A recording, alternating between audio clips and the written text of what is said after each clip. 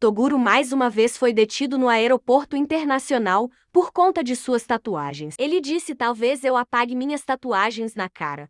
Mais uma vez estou na sala de interrogação, só que dessa vez estão perguntando se faço parte de alguma gangue. Acredito que, dessa vez eu não consigo entrar. Estão indagando também o alto volume de viagens que faço.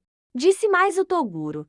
São muitas viagens. Minha primeira viagem foi em 2009. Tirei o meu visto em 2009.